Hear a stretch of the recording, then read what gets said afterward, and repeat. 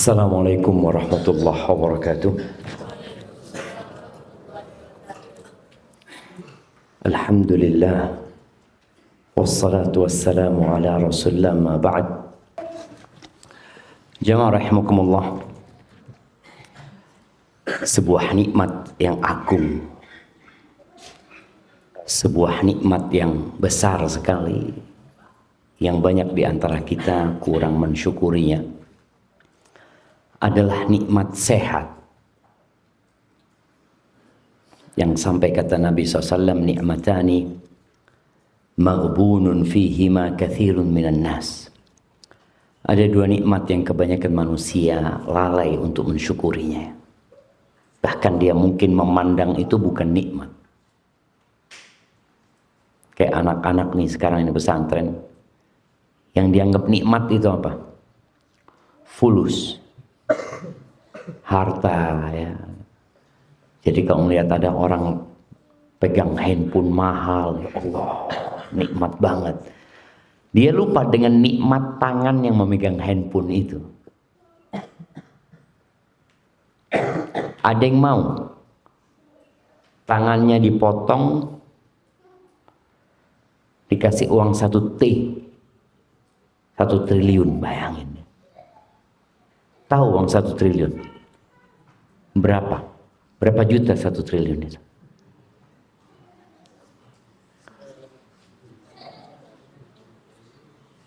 Berapa? Nah, berapa?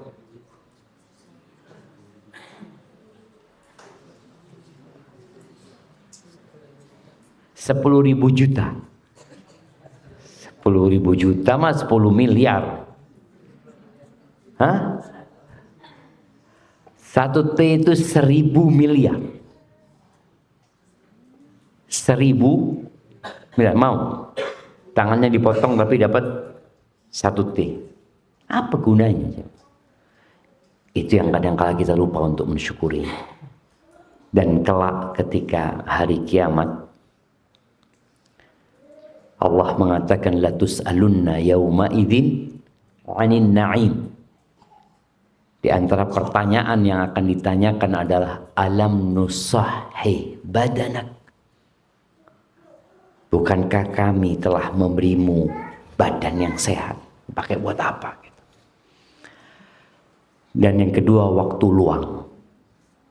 Ini bapak-bapak, ibu-ibu bisa datang kajian karena punya waktu luang. Dan sebenarnya orang bekerja itu berapa jam sih? Berapa jam? 8 jam lah. Ya, kalau kita lihat aturan itu 8 jam waktu bekerja. Masih ada 16 jam. Dan 8 jam waktu bekerja itu pun gak semuanya full aktivitas. Kadang-kala nganggur juga. Kerjaan satpam itu apa? Diem aja. Ngangkat-ngangkat satpam? Enggak lah, dia jagain doang. Berarti di pekerjaan dia pun Allah kasih waktu luang. Waktu dia tidak melakukan aktivitas karena hanya menunggu. Maka kita perlu mensyukuri nikmat yang Allah berikan. Kenapa?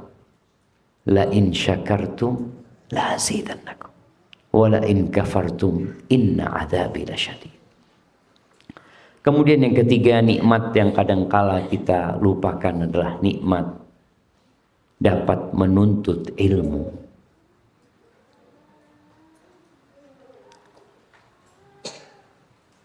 Kejadian Qarun ketika dia berjalan, ya, Allah ceritakan di surat Al-Qasas di ayat 70-an, ya. Coba Anda lihat ayat berapa.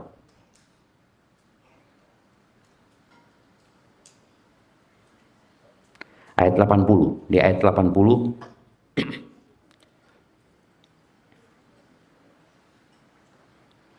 di ayat 79 sebelum ayat 80 ini, Allah Azza wa Jalla menceritakan bagaimana Qarun ini pamer kekayaannya.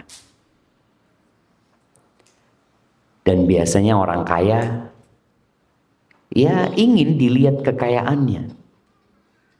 Sekarang kan mereka dengan selfie ya, lagi naik mobil, lagi naik apa, lagi naik jet pribadi ya, difoto, disebarin kemana-mana. Dulu belum ada. Maka orang tidak akan tahu orang itu kaya raya kecuali kalau dia menampakkannya. Baik itu dari bangunan rumahnya atau dari kendaraannya. Allah mengatakan tentang Qarun ini, fa kharaja ala qaumihi fi zinati. Dia keluar dari rumahnya di hadapan kaumnya dalam kemewahan dia. Disebutkan dia naik kereta kencana, kereta kuda ya. Yang dikatakan kereta kuda itu dari emas.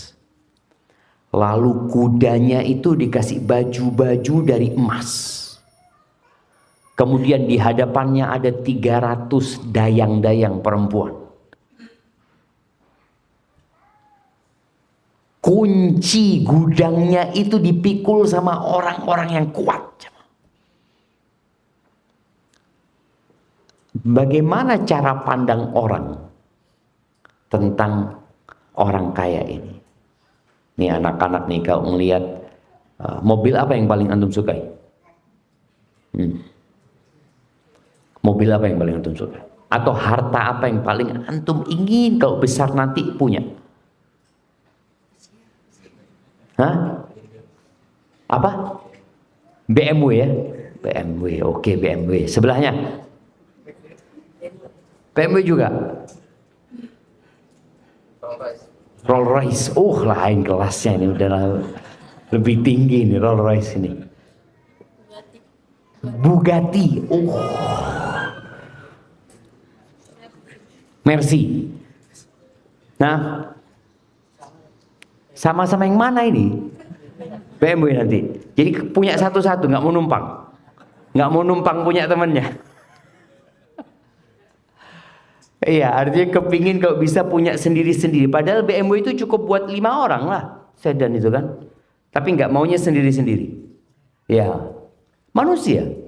Bapak-bapak juga sama, kadang-kala nggak kesampaian aja gitu kan. Kita itu ingin, tapi nggak kesampaian.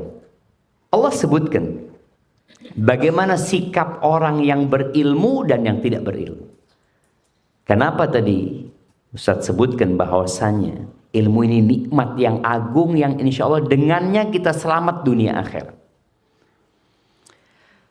Allah menyebutkan qala alladzina yuridunal hayatad dunya. Di sini Allah menyebutkan 2 jenis manusia. Yang pertama, Allah mengatakan berkatalah orang-orang yang ambisinya dunia.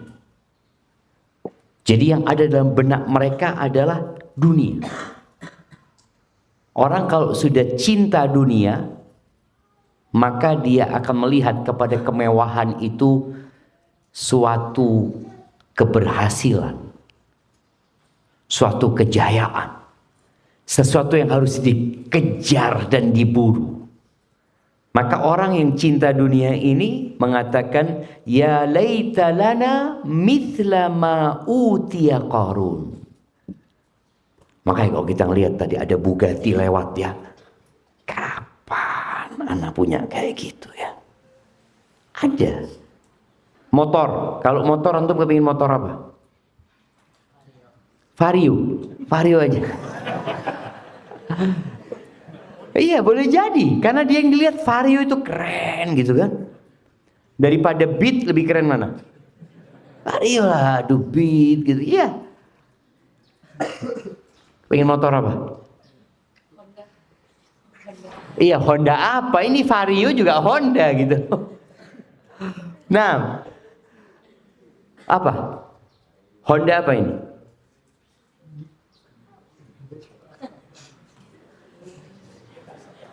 Bingung. Honda yang besar, yang kecil. Ada Scoopy. Bismillah. Iya tadi nih, anak-anak nih, Masya Allah. Dia taunya motor adalah Honda Vario bagus-bagus, sudah gitu kan. Dia nggak ngelihat tentang motor-motor yang bagus-bagus ya. Orang yang cinta dunia ketika melihat tadi ada motor yang bagus ya. Apa motor yang bagus sih? Harley. Apa? Ducati. Ada Bugatti, ada Ducati. Ini kakak adik. Iya, ketika orang lihat motor-motor yang mewah, dia kepingin kapan ya pas di lampu merah umpamanya melihat motor-motor lagi datang. Allah, kapan punya kayak gitu. Kaumnya Nabi Musa ini ketika melihat Qarun seperti itu yang ingin dunia, maka ucapan mereka, andai kata kita mendapatkan apa yang diberikan kepada Qarun, innahu ladzu hadzin adzim, dia memang orang yang beruntung. Kita memandang bahwasanya kekayaan, kemewahan itu keberuntungan. Dan sekarang melihat kekayaan orang itu nggak perlu ke jalan. Ada handphone sekarang. Ini kalau kita bicara pendidikan di masa yang penuh dengan fitnah ini berat. Tapi memang tadi orang mau lihat jam-jam yang mahal tinggal lihat. Mau lihat mobil-mobil yang mewah di sana dia bisa tonton seperti itu. Jadi ucapan orang yang ambisinya dunia itu keberuntungan. Qarun itu adalah orang yang sangat beruntung. Tapi kita lihat bagaimana pandangan orang yang berilmu. Di ayat 80 Allah katakan wa qala alladziina utul ilma. Maka berkatalah orang-orang yang dikasih ilmu. Ilmu apa? Ilmu tentang hakikat kehidupan. Ilmu tentang kenapa manusia diciptakan. Ilmu tentang akhirat yang kekal dan abadi. Orang yang punya ilmu ini, apa pandangannya? Dia nggak tertipu dengan kekayaannya Qarun. Dia juga tidak heran dengan apa yang dimiliki oleh Qarun. Yang dia heran adalah kepada orang-orang nih yang nggak kaya ini, tapi ambisinya dunia. Apa kata mereka? Wailakum, celaka kalian. Thawabullahi khairun. Celaka kalian. Pahala Allah itu lebih baik. Artinya surga Allah itu lebih baik. Semua nikmat yang Allah berkaitan yang mengantarkan ke surga itu lebih baik dari dunia dan isinya. Bayangin dia, 2 rakaat sebelum subuh. Tadi sholat 2 rakaat sebelum subuh anak-anak. Itu lebih baik dari Jakarta dan isinya. Lebih baik dari Indonesia dan isinya. Jadi kalau dikasih pilihan, nih anak-anak nih kasih pilihan, memiliki Indonesia dan isinya, artinya Indonesia milik antum aja. Semua penduduk Indonesia harus keluar karena jadi milik antum. Dengan 2 rakaat sebelum subuh, lebih baik mana? Lebih baik 2 rakaat sebelum subuh tadi. Dan Nabi alaihissalatu wassalam mengatakan rakaatul fajri khairun minad dunya wa ma fiha. Rakaat sebelum subuh itu lebih baik dari dunia dan isinya. Makanya orang yang berilmu menyampaikan ini. Celaka kalian. Kalian berpikir ingin menjadi seperti Qarun. Mendapatkan kekayaan itu. Tidak berpikir bagaimana memiliki kekayaan itu kekal dan abadi. Terus lebih baik buat siapa? Liman amana wa amila salihan. Buat orang yang beriman dan beramal saleh. Wala yulaqqaha illa sabirun. Tapi nggak bisa memiliki pandangan seperti itu ya. Kemudian beramal soleh menguatkan keimanannya kecuali orang-orang yang sabar. Kalau kita nggak sabar, ya akhirnya kita ingin seperti Qarun. Karena memandang dunia ini segala-galanya. Padahal nggak ada apa-apanya dunia ini. Dengan 2 rakaat sebelum subuh. Nabi SAW pernah menyebutkan, la mawdi'u sauti ahadikum fil jannah. Tempat cemeti kalian, cepat pecut ya. Dulu orang-orang naik kuda, naik onta, naik keledai, kadang-kala dia harus pegang cemeti untuk supaya lebih cepat. Tempat itu mungkin 1 meter kita anggap. Tempat 1 meter itu di surga, khairun minad dunya wa ma fiha, lebih baik daripada dunia dan isinya. Dunia ini akan hancur sehancur-hancur. Gunung-gunung yang kita lihat sekarang ini menjulang tinggi. Dan boleh jadi ini daerahnya apa namanya? Ciangsana. Ciangsana ini daerah tinggi sudah. Dataran tinggi kan? Iya, udah daerah tinggi kan. Ini nanti akan rata. Rasul sallallahu alaihi wasallam pernah ditanya tentang gunung-gunung. Kalau yang berangkat ke Mekah melihat banyak gunung-gunung ya, nggak rata kota Mekah itu. Mereka bertanya, wa yas'alunaka 'anil jibal. Gimana ceritanya gunung ini? Kalau rumah hancur, mereka melihat. Rumah hancur ya sering ada gempa ya hancur rumahnya. Tapi gunung nggak pernah hancur. Di mana gunung hancur? Gunung meletus tapi tetap dia kokoh ada. Kata Allah Azza wa Jalla, faqul yansifuha rabbi nasfa fayadharuha qa'an safsafa la tara fiha iwajan wala amta. Katakan kepada mereka, Allah akan menghancurkan sehancur-hancur. Nggak ada lagi nanti yang tinggi dan yang rendah. Semuanya rata. Dan tidak ada lagi tanda-tanda milik kita. Dari mana tuh? Bekasi. Nggak ada lagi cerita, oh ini Bekasi ya. Nggak ada. Itu dulu rumah anak kecil di sini dulu. Nggak ada. Hilang semua tanda-tanda. Yang ada rata. Seperti meja nih. Kalau Nabi SAW mengatakan kursil bayda. Kalau kursatil bayda. Seperti roti yang putih. Rata. Baik, cuma tadi yang bisa selamat itu orang-orang yang sabar. Sabar itu ada 3. Sebutkan. Nah, sabar itu ada 3 macam. Nah, sebutkan. Sabar melawan hawa nafsu. Sabar berbuat kebaikan. Sabar dalam musibah. Sabar dalam musibah, Masya Allah. Tabarakallah. Anak kasih air ya. Karena nggak punya apa-apa, anak kasihkan air kepada beliau. Nah, iya, sabar meninggalkan larangan ya. Tadi kalau bicara bahasanya menahan hawa nafsu, karena biasanya yang dilarang-larang itu dimaui oleh nafsu kita. Nggak boleh ini, tapi hati udah seneng sana.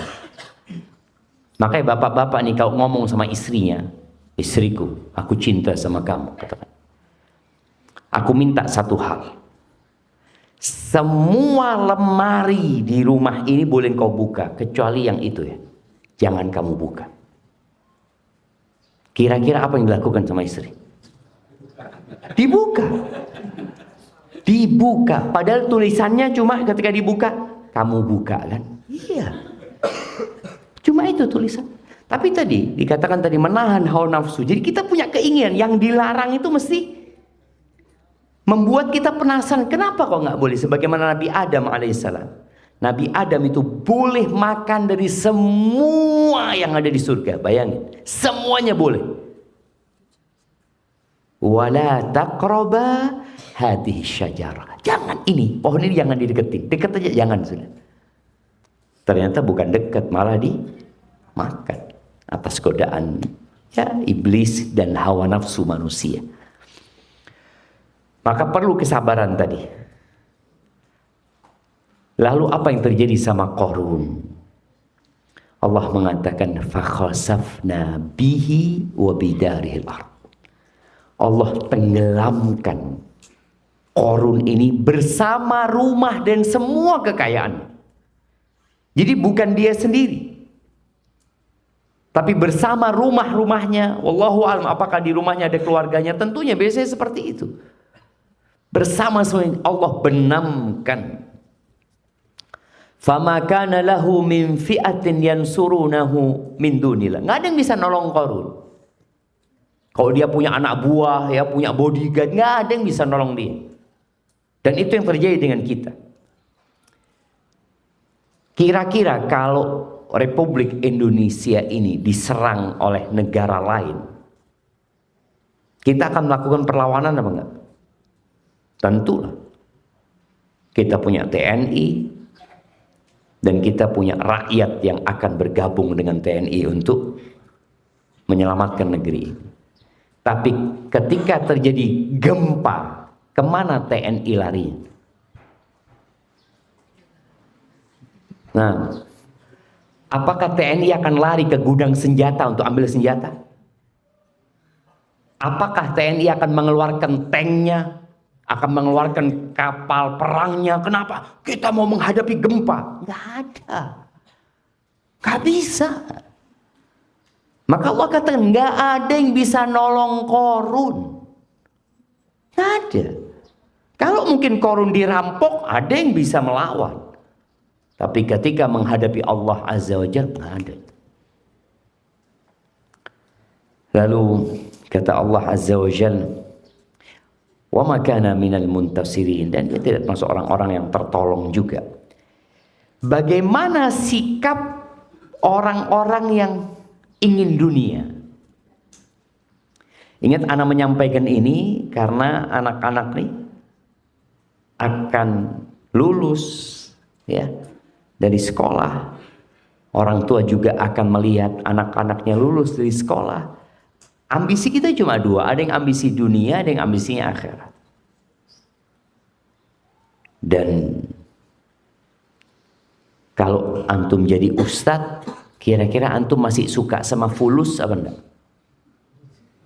Nah, mau jadi apa kalau ustadz? Jadi ustadz insya Allah.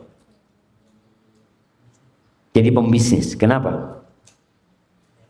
Cari fulus kan? Iya kan, cari fulus. Nah, mana lagi yang ustadz mau tanya? Nah, yang pakai kacamata, kalau besar mau jadi apa? Oh, jadi ustadz. Kira-kira kalau jadi ustadz nanti masih suka sama fulus? Masih kan? Betul, masih suka. Jadi Nabi alaihi salatu wasallam mengatakan likulli ummatin fitnah wa fitnatu ummati al-mal. Semua umat-umat yang terdahulu itu ada cobaannya. Jadi ada cobaan yang khusus buat mereka. Dan fitnah umatku adalah harta. Harta. Maka Allah ceritakan nih, bagaimana sikap yang berilmu tadi menahan diri. Dia tahu dunia ini menyenangkan, tapi dia berusaha untuk menyabarkan dirinya. Tapi orang yang ambisinya dunia tidak, dia akan berpikir bagaimana mendapatkan uang, ya, bagaimana dia mendapatkan kedudukan jabatan. Bas itu yang dia pikirkan. Lalu Allah katakan wa asbahal ladzina tamannau makanahum bil ams. Bagaimana cerita dengan orang-orang yang kemarin berangan-angan ingin seperti Qarun. Ingin seperti Qarun. Jadi dianggap Qarun ini role model orang paling sukses sudah. Kalau di Indonesia banyaklah. Mungkin orang ingin menjadi seperti artis fulan. Enak ya artis fulan, duitnya banyak ini tuh. Kapan aku seperti dia? Ini orang-orang yang menginginkan atau berangan-angan untuk menjadi seperti Qarun, yaqulun, baru mereka sadar. Wa ka'annallaha yabsutur rizqa liman yasha'u min ibadihi wa yaqdir. Iya ya, kata mereka. Memang Allah itu membagi rizki sudah penuh dengan hikmah. Sebagian diluaskan rizkinya, sebagian ditakar rizkinya. Dan orang berpikir kalau miskin itu nggak dikasih karunia sama Allah. Manusia itu berpikir kalau dia ngelihat orang kaya, wah Allah ya, dikasih karunia banyak dia sama Allah. Ketika dia ngelihat dirinya, aku nggak dikasih apa-apa sama Allah. Tapi setelah kejadian Qarun, apa kata mereka? Laula amannallahu alaina la khasafa bina. Kalau bukan karena karunia Allah kepada kami, pemberian Allah kepada kami, niscaya kami pun akan dibenamkan. Berarti kemiskinan itu jadi nikmat.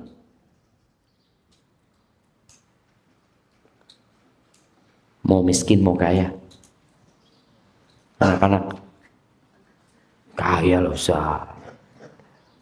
Emang ada yang cita-citanya menjadi orang miskin? Siapa angkat tangan? Nggak ada sebenarnya. Tapi yang harus dipahami bahwasanya kefakiran itu boleh jadi karunia Allah yang lebih baik daripada jadi orang kaya. Mereka mengatakan, kalau bukan karena karunia Allah, kita akan dibenamkan. Artinya kalau kita menjadi seperti Qarun, ya sama. Akhir ceritanya akan dibenamkan sama Allah Azza wa Jalla. Dan kekayaan itu punya efek samping buruk. Apa efek sampingnya? Allah sebutkan di surat Al-Alaq, innal insana la yatgha. Sesungguhnya manusia itu benar-benar melampaui batas. Kapan? Ar-ra'ahu istaghna. Dia melihat, memandang dirinya sudah memiliki, sudah punya, sudah berkecukupan. Itu kadang-kadang membuat dia jadi lupa daratan. Tapi kalau orang fakir, ya biasanya dia akan terus minta sama Allah Azza wa Jalla. Ahibati fillah, nggak apa-apa jadi orang kaya. Kata Nabi SAW, la ba'sa bil ghina. Tapi ada syaratnya. Limanittaqa. Nggak apa-apa kekayaan itu, tapi syaratnya apa? Bertakwa. Kemudian Nabi SAW mengatakan, walakinna sihhata khairun minal ghina limanittaqa. Akan tetapi kesehatan itu lebih baik daripada kekayaan buat orang yang bertakwa. Betul enggak? Coba antum pikirkan. Orang ketika sakit, dia harus masuk rumah sakit. Dia harus bayar mahal. Kemudian pulang, ya tidak sembuh. Berapa banyak orang sekarang yang mengeluarkan uang ratusan juta tiap bulannya untuk mengobatin sakitnya. Jadi ada manusia ketika dia sehat cari duit, ketika sudah kaya, duitnya digunakan untuk mencari kesehatan. Jadi ada manusia ketika sehat cari apa? Cari fulus. Lupa dengan nikmat sehat tadi. Fulus. Ketika dia sudah dapat fulus, dia cari apa sekarang? Cari sehat. Itu banyak terjadi dengan orang-orang terkaya ya, yang kemudian sudah duitnya nggak bisa beli sehat. Beli obat bisa. Beli obat bisa, tapi beli sehat nggak bisa. Ahibati fillah, ya di era yang penuh dengan fitnah ya. Rasul sallallahu alaihi wasallam mengatakan, "U'dud sittan baina yaday sa'ah." Kata beliau, hitunglah akan ada 7 perkara sebelum terjadinya kiamat. Yang pertama beliau katakan, mauti, kematianku. Dan Nabi SAW sudah meninggal dunia berapa tahun yang lalu? Berapa tahun yang lalu? Nah, tetangganya. Berapa tahun yang lalu Nabi SAW meninggal dunia?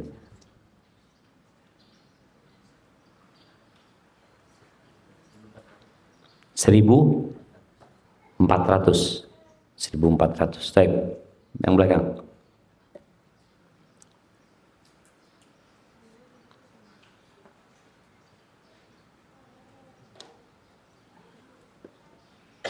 Tetangganya.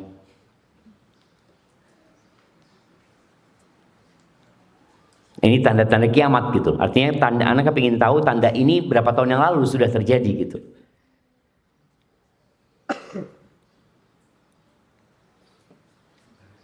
Nah, belakangnya.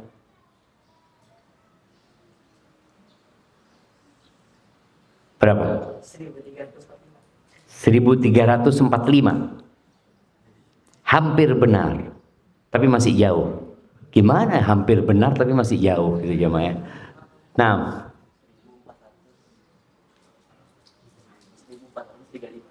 1436. Anak kasih hadiah. Walaupun air, nggak apa-apa lah. Masya Allah ya. 1436 kan? Meninggalnya Nabi SAW kapan? Tahun 11. Sekarang tahun? Ah iya, antum telat setahun. Ini 47 sekarang sudah. Nah, sekarang 1447. Bayangkan, sudah terjadi. 1436 tahun yang lalu tanda pertama yang disebutkan Rasulullah SAW terjadi. Kemudian thumma fathu Baitul Maqdis. Kemudian ditaklukkannya Baitul Maqdis, Masjidil Aqsa. Semoga Allah membebaskan Masjidil Aqsa dan kaum muslimin di Palestina dari genggaman para penjajah Zionis di sana ya. Baik. Kapan penaklukan Baitul Maqdis? Nah, bismillah.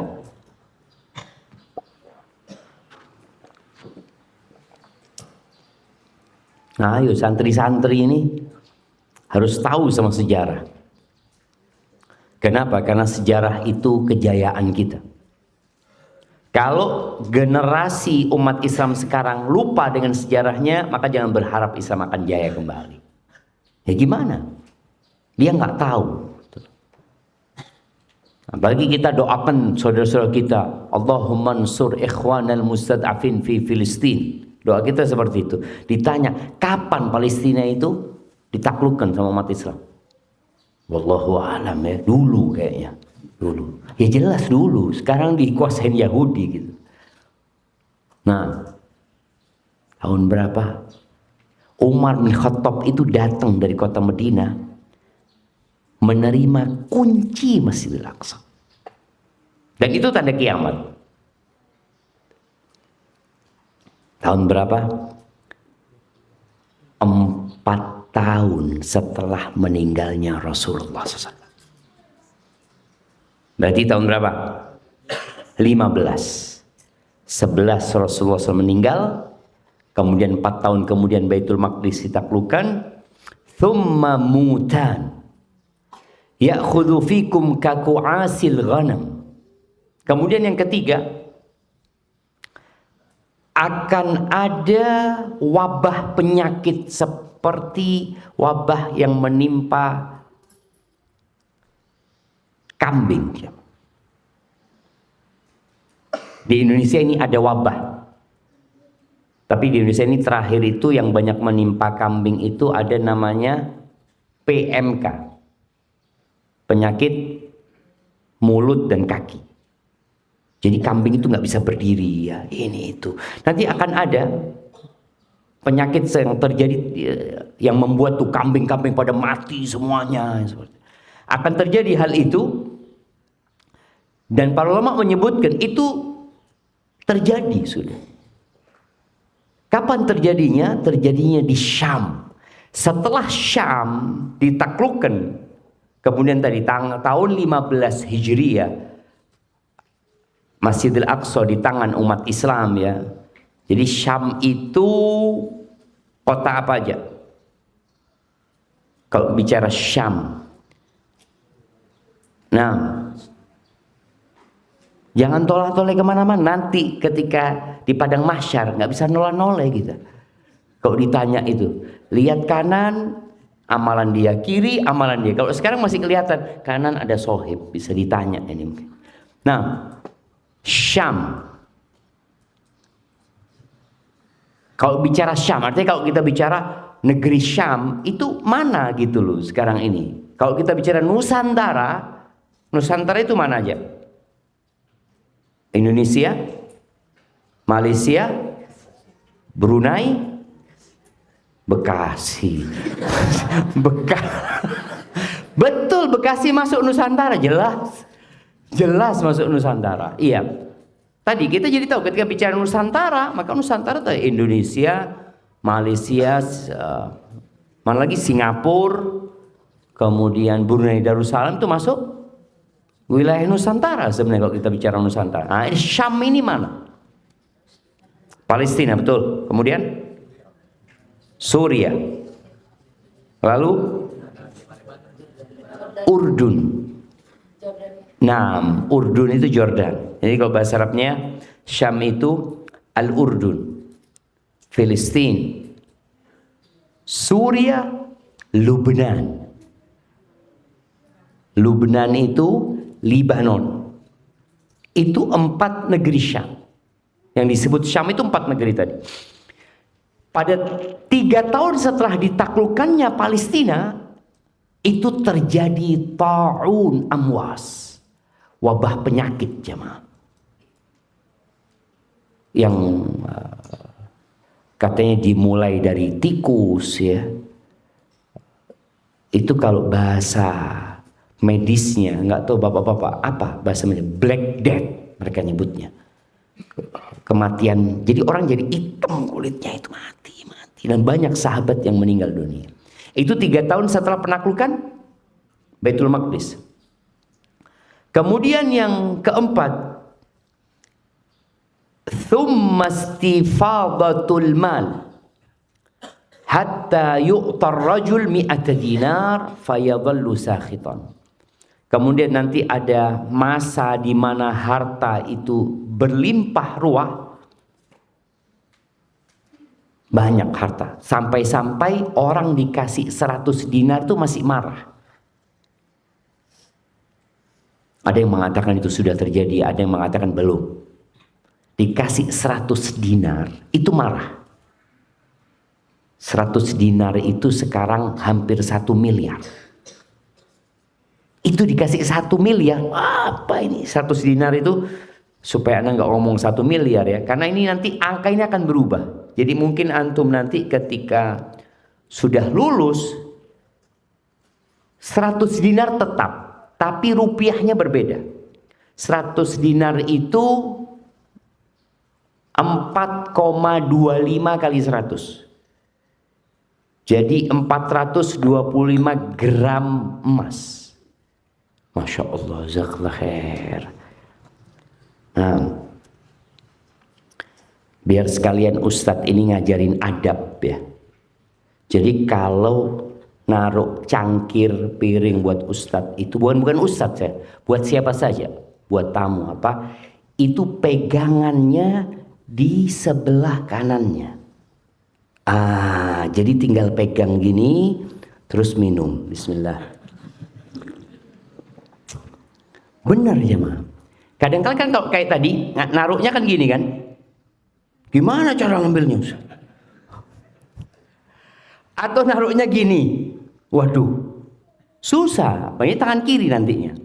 Tapi sudah betul. Naruhnya sudah di sebelah kanannya Ustadz. Tinggal apa namanya? Gagangnya. Gagangnya ini. Subhanallah jamaah. Adab ini penting. Adab ini penting.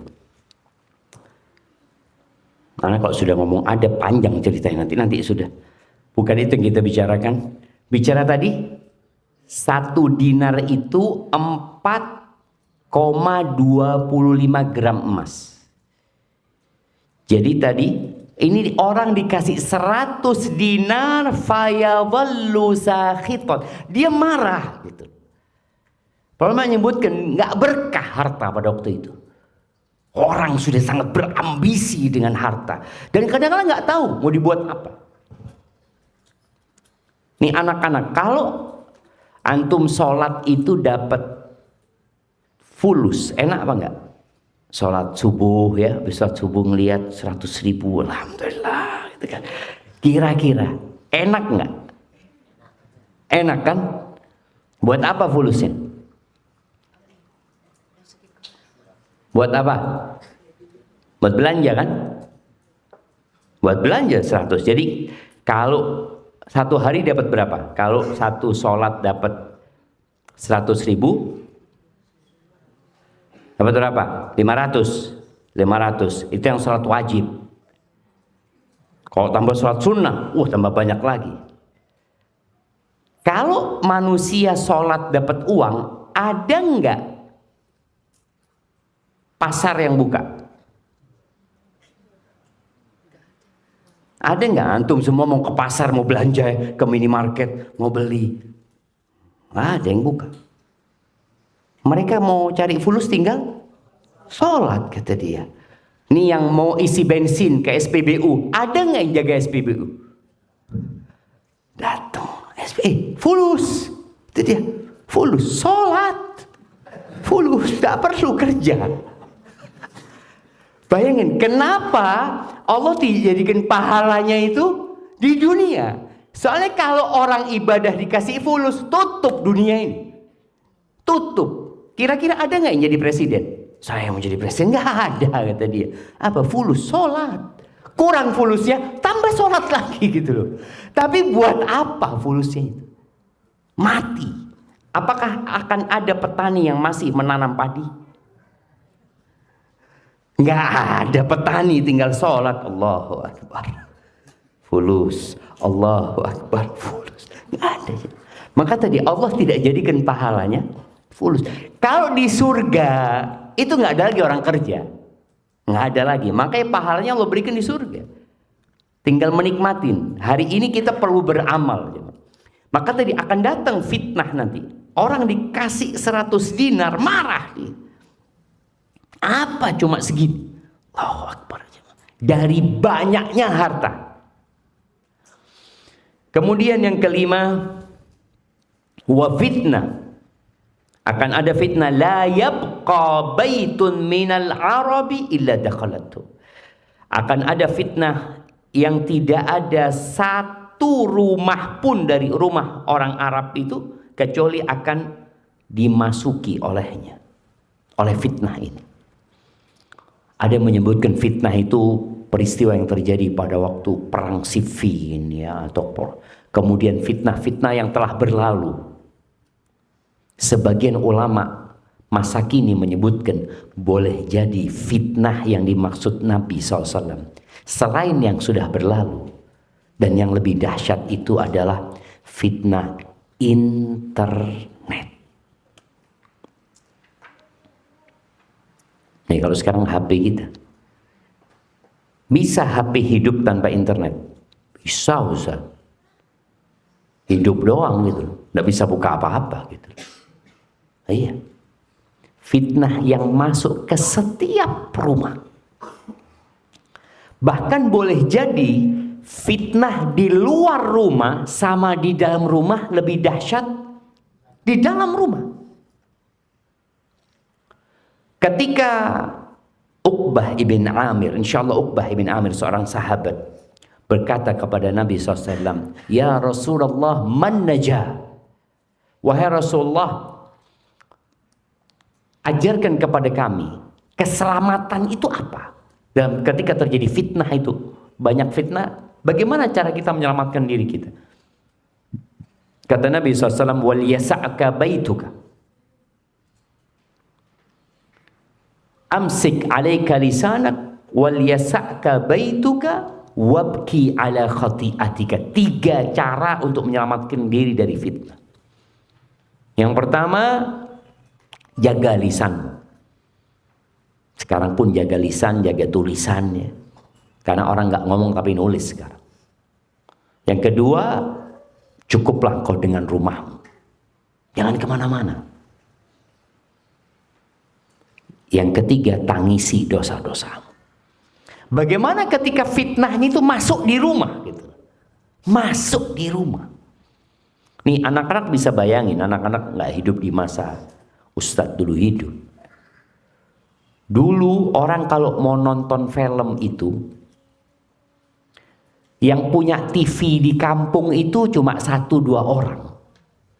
Dan TV-nya hitam putih. Jadi orang itu, orang kampung itu nanti kalau mau nonton TV hari Ahad biasanya. Emak-emak ini ingat, dulu ada film yang biasa ditonton oleh orang-orang itu apa? Little Missy. Masih ingat ibu-ibu? Yang perbudakan itu ya? Nggak tahu, itu orang sepekan sekali. Sepekan itu nimbrung di rumahnya orang yang paling kaya. Hitam putih. Habis gitu selesai. Kapan ketemu lagi? Ahad depan. Atau orang nonton bioskop. Nonton bioskop butuh uang. Kemudian setelah itu hampir banyak TV di rumah. Tapi supaya anak-anak tahu nih, TV-nya itu TVRI. Jadi hanya satu channelnya dan tidak pakai remote. Sekarang kan orang sudah duduk, nggak ada. Besar perutnya, TV-nya itu punya perut di belakang tapi perutnya. Bukan perut, berarti punggungnya dia. Kemudian muncul bioskop ya, bioskop mungkin bareng sama TV udah. Kemudian ada video, video apa yang pakai kaset itu hitam? Ya, belum ada itu cerita. Kemudian ganti nanti jadi VCD, apa? Laserdisc lagi itu. Nanti ganti VCD, terus ganti lagi DVD. Oh, itu lebih canggih lagi itu. Terus. Cuma semua itu fitnah itu masih ada putusnya. Setelah itu datang handphone ini. Orang bisa nonton 24 jam kali 30 hari. Dulu orang habis nonton bioskop ya udah pulang. Udah. Sekarang fitnah itu tidak. Di tangan. Fitnah itu. Ini kan tantangan orang tua sekarang. Masalahnya kalau orang tuanya terfitnah, kira-kira anaknya akan terfitnah enggak? Ya sama lah. Bapak kerjanya di pojokan, Ustaz, ketawa-ketawa sendiri, kata dia. Ketawa nanti nangis. Emak juga kadang-kala habis pegang handphone nangis. Kenapa mak? Kata dia. Ada berita duka? Bukan. Ini ceritanya. Cerita, nonton drama ini, drama itu ya. Fitnahnya seperti itu. Game. Nih anak-anak, dulu orang main game itu di mana Bapak-bapak? Dingdong ya. Yang masukin koin. Duitnya habis, game over. Pulang sudah. Nggak ada. Mau lanjut nggak ada fulusnya. Masih pakai tenaga. Jadi masih ada yang gerak jemaah. Sekarang gamenya di tangan. Online lagi. Bisa main sama kawan yang ada di Amerika. Sama dengan kawan yang ada di sampingnya. Semua terkoneksi. Maka ini anak-anak nih, kalau tidak sadar dengan fitnah yang ada, boleh jadi 20 tahun ke depan sudah rusak ginjalnya, sudah nggak sehat tubuhnya. Karena tubuh ini di masa tumbuh dan kembang itu harus dilatih olahraga, jalan kaki. Sekarang anak-anak sudah nggak ada lagi jalan kaki, motor listrik. Apa? Sepeda listrik ya. Anak ngomong astagfirullah. Kira-kira 20 tahun ke depan anak-anak yang sekarang pakai sepeda listrik ini jadi apa nanti? Fisiknya kita bicarakan. Jadi apa kira-kira? Nggak ada dekat ya. Kita dulu, ini kita, oh iya dulu kan zamannya Ustadz. Lain sekarang Ustadz. Sekolah Ustadz dulu, SMA itu, kita jalan 6 kilo jalan kaki. Pulang pergi 12 kilo. Nggak ada lah sepeda nggak punya, jalan kita. Pada waktu itu sama teman-teman. Terus kalau kita mau jalan-jalan ya, ke mall, ada di Jember dulu mall itu. Sama orang tua dikasih uang itu cukup buat naik ojek sekali doang. Jadi naik ojek sekali, pulangnya jalan kaki dan tidak bisa beli apa-apa. Akhirnya kita pilihannya dua, jalan kaki pulang pergi atau jalan kaki berangkatnya, pulangnya naik ojek tapi nggak beli apa-apa. Nah, kita mah kepingin beli makan, jalan kaki pulang pergi 5 kilo 10 kilo. Sekarang anak-anak disuruh sama orang tuanya, beliin ini ya ke depan, mau jalan. Wow. Hati-hati ya. Tadi kita bicara fitnah ini akhirnya semuanya, kalau kita bicara fitnah itu bukan cuma internet, kayaknya hampir motor pun boleh jadi fitnah. Dari sisi apa? Dulu hanya orang kaya yang punya motor. Sekarang di kampung-kampung itu ada 2-3 motor, kredit riba lagi. Bayangin ya, kredit riba lagi. Itu hampir semua rumah dikejar. Dulu orang main judi di mana? Nih anak-anak pernah lihat orang main judi? Nggak pernah kan? Karena orang main judi dulu sembunyi-sembunyi. Orang main judi itu, bapak-bapak di mana biasanya waktu itu mainnya? Nah, di kuburan yang seharusnya ingat mati ya. Orang itu mainnya sembunyi-sembunyi, kemudian ada yang jagain ya. Sehingga orang kalau mau main judi itu takut ketahuan. Takut ketahuan. Soalnya dia akan, kemana orang ini ya? Oh, tempat sana, ini tempat main judi biasanya. Sekarang main judi di samping istrinya. Istrinya tidak tahu. Karena judul sudah dia. Nggak ada. Lagi ngobrol sama anak-anak, ayo, Masya Allah. Dia kata, Bapak kok sedih? Nggak ada apa-apa lah. Iya, betul, sama ini fitnah tadi yang masuk ke setiap rumah. Kemudian yang keenam, kata Nabi SAW, thumma hudnatun takunu bainakum wa baina banil asfar. Nanti akan terjadi hudnah, gencatan senjata ya, perdamaian antara kalian sama orang-orang kulit putih, sama orang-orang Eropa. Nanti akan ada perjanjian damai antara umat Islam sama mereka, lalu mereka berkhianat. Fayatuna tahta thamanina ghaya. Kemudian mereka akan datang di bawah 80 panji. Tahta kulli ghayatin 12 alfan. Di setiap satu panji itu ada 12.000 tentara. Berapa jumlah tentaranya?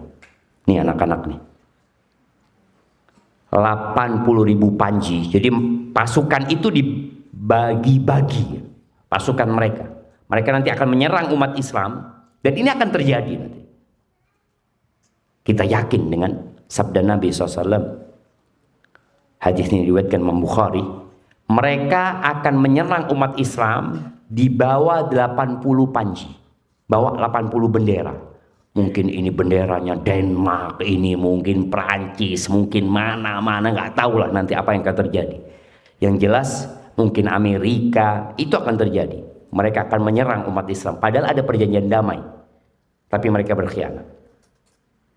Di setiap satu bendera itu ada 12.000 tentara. Pertanyaannya, berapa jumlah tentara itu?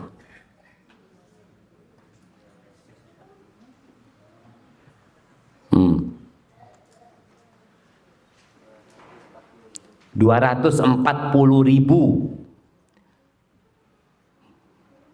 Ya, bagus sih, tapi belum. Nah, 960.000. Iya, 1 juta kurang 40.000 siapa? Iya. Nanti minta hadiah sama ustadznya ya. Hadiahnya sudah habis. Bayangkan, itu akan terjadi. Mereka membawa pasukan hampir 1 juta untuk menyerang umat Islam. Tapi dengan bendera-bendera yang beda-beda nantinya. Tapi jelas Nabi SAW mengatakan Banil Asfar ya. Itu dulu sebutan buat orang-orang Romawi ya. Orang-orang kulitnya kok disebut kuning. Tapi untuk sebutan orang-orang kulit putih itu. Ahibati fillah, bagaimana sikap kita menghadapi fitnah yang terjadi dalam mendidik diri kita sendiri? Karena anak pikir yang datang bapak-bapak sama ibu-ibu, ternyata ada anak-anak di sini. Maka bagaimana kita harus pinter-pinter menghadapi fitnah yang terjadi. Tantangan di masa sekarang ini ya konten negatif, banyaknya konten negatif di media tersebut. Anak-anak kecanduan gadget, tapi alhamdulillah, makanya kenapa orang tua itu kalau anaknya ke pesantren senang sekali. Kalau pas liburan, nak kapan liburan nak? Kata dia, tanggal sekian. Aduh ya, bakal ketemu HP lagi anak-anak ini. Ketika anaknya balik ke pesantren, bahagia nggak orang tua antum? Ibu-ibu seneng nggak kalau anaknya balik ke pesantren? Nah, seneng. Karena nggak ketemu sama fitnah ini. Alhamdulillah fitnah ini belum masuk pesantren. Karena belum balik fitnahnya itu. Jadi belum boleh masuk pesantren. Mungkin nanti ada pesantren-pesantren yang sudah membolehkan masuknya fitnah. Dan ya perlu kontrol dari orang tua, dari guru, dan kontrol dari diri kita sendiri. Orang tua harus sering duduk sama anaknya. Karena sejak ada media ini, hubungan sosial antara orang tua sama anak itu mulai agak jauh. Jadi semua punya kehidupan masing-masing.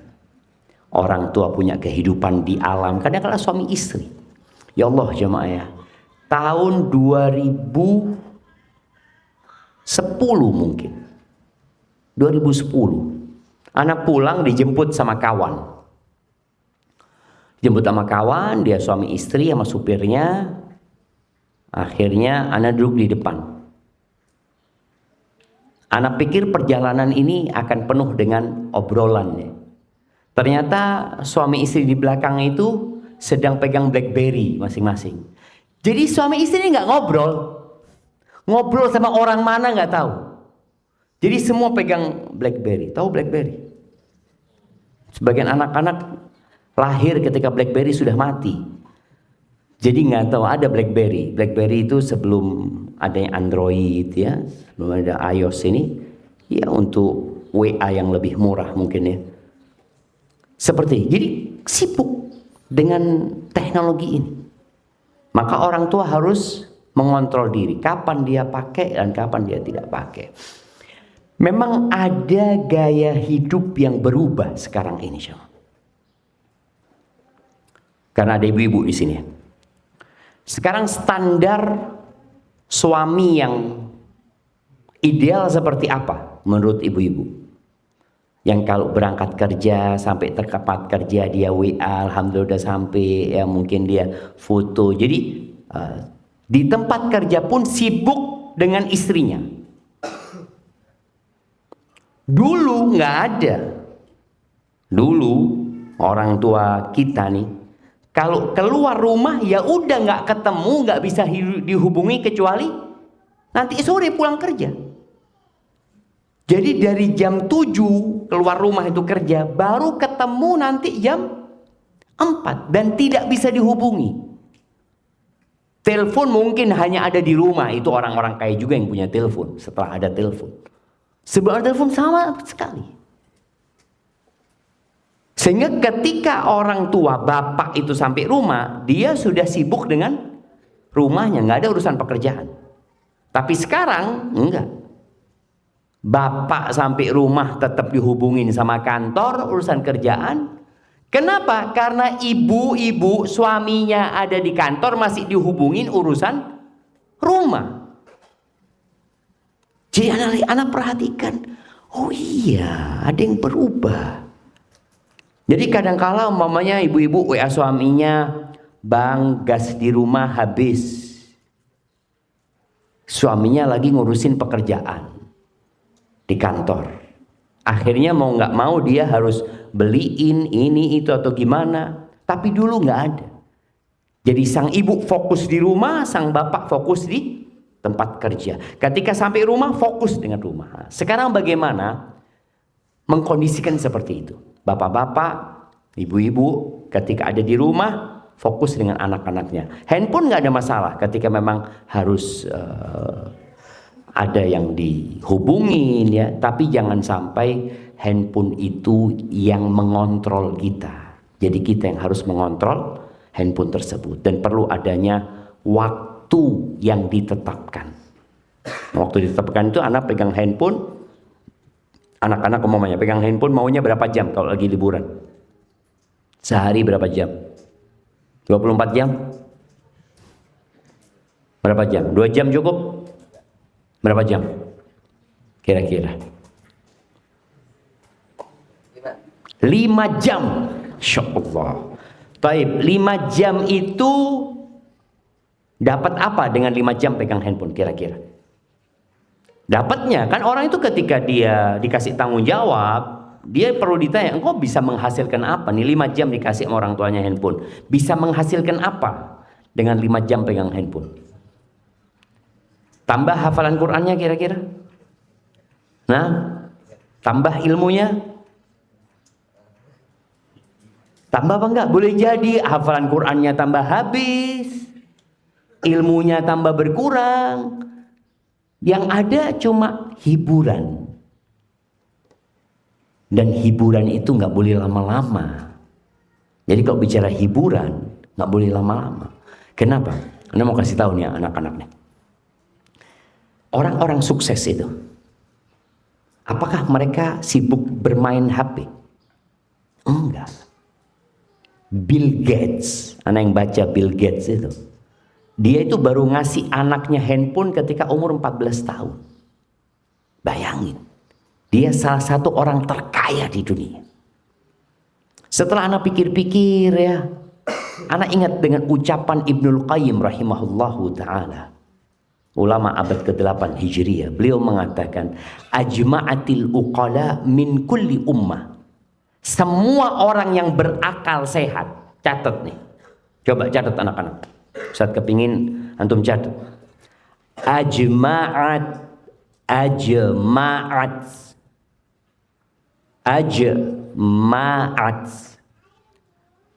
al-uqala'u ajma'at al-uqala'u min ajma'at al-uqala'u min kulli ummah min kulli ummatin ajma'atil uqala'u min kulli ummatin. Udah belum?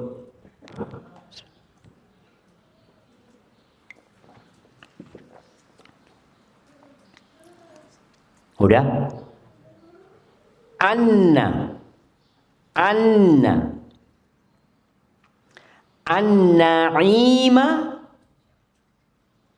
an-na'ima an-na'ima an-na'im an-na'im dari nikmat ya, na'im. An-na'ima la yudraku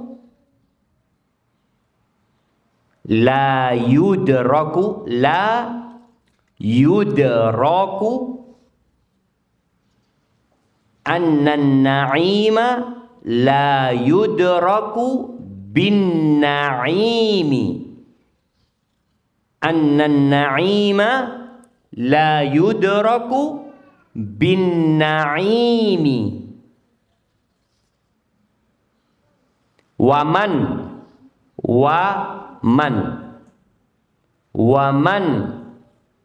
athara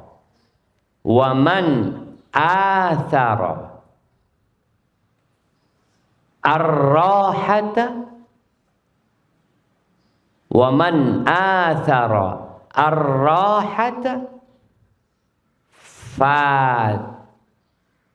fatathu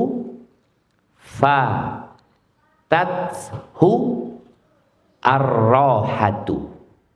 Wa man athara ar-rahata fatathu ar-rahatu. Wa man athara ar-rahata fatathu ar-rahatu. Jadi ajma'atil uqala min kulli ummah. Semua orang yang berakal dari setiap umat, apapun agamanya jemaah, apapun agamanya. Yang penting orang ini punya akal sehat. Ya, udah selesai belum nulisnya? Kalau udah dengerin Ustaz sekarang. Artinya insya Allah tahulah artinya. Setiap orang yang berakal sehat dari setiap umat itu bersepakat bahwa kenikmatan tidak bisa diraih dengan kenikmatan. Bahwa kenyamanan itu tidak bisa diraih dengan kenyamanan, tapi diraih dengan perjuangan, dengan capek, lelah. Dan barang siapa yang lebih mementingkan hiburan, lebih mementingkan istirahat, santai, nyaman, ya ketika masih muda, maka dia akan kehilangan waktu istirahat yang sebenarnya. Barakallahu fiik. Itu yang dapat Anda sampaikan. Anda lihat sebagian jamaah sudah mulai menikmatin kajian ini. Sebagian Anda lihat sudah mulai merem ya. Mungkin dari sebelum subuh tadi datangnya bapak-bapak ini. Iya. Jadi nanti ada kesalahan dari panitia, seharusnya dibikin jam 6 gitu kajiannya kan, supaya ya nggak terlalu subuh. Karena tempatnya memang tadi. Ini masuk mana ini? Bogor. Masuk Bogor ya, masuk Bogor. Semoga Allah mudahkan. Itu yang dapat Anda sampaikan. Anda kepingin berlama-lama sama antum di sini, tapi karena ada kegiatan yang harus dilakukan sebentar lagi. Tapi paling tidak ada sedikit lah yang bisa diambil, dipetik faedahnya dan diamalkan sama anak-anak khususnya. Buat para orang tua, jadilah orang baik supaya anak-anaknya baik. Jadilah orang soleh supaya anak-anaknya soleh. Karena anak-anak itu lebih lebih melihat daripada mendengar orang tuanya. Kalau dia lihat orang tuanya soleh, insya Allah dia akan mengikuti.